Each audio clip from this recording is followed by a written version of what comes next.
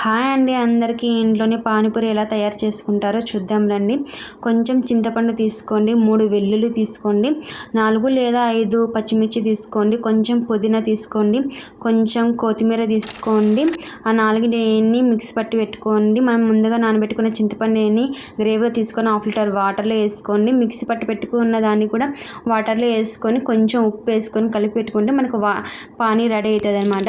తర్వాత వచ్చేసి నేనైతే 2 ఆలుని ఉడకబెట్టుకున్నాను ముందే. అవి మెత్తగా స్మాష్ చేసుకొని తర్వాత వేసుకొని కొంచెం ఉప్పు పసుపు వేసుకొని కొద్దిసేపు మగ్గనిచ్చుకుంటే అయినా మనకి బాగా కలుపుకోండి. మగ్గనిచ్చుకున్న తర్వాత మనకైతే అయినా కుర్మా రెడీ అవుతుంది. నేనైతే అయినా రెడీమేడ్ పూరీలు అయితే తీసుకున్నాను.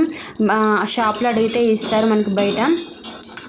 దాని తర్వాత కొంచెం ఆయిల్ బాగా కాగబెట్టుకొని వేయించుకుంటే మంచి బాల్స్ లాగా వస్తాయి. మనకైతే అయినా రెడ్ కలర్లో పక్కన తీసి పెట్టుకోండి.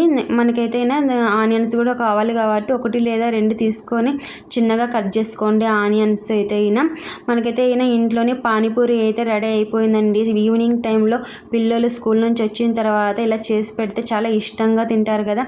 క్వాలిటీ హెల్తీగా ఉంటుంది. మనకైతే ఇంట్లో చేసుకునేది కాబట్టి మంచిగా మనస్ఫూర్తిగా అయితే తినచ్చు. మీకు నచ్చినట్లయితే like and subscribe please. Okay, bye.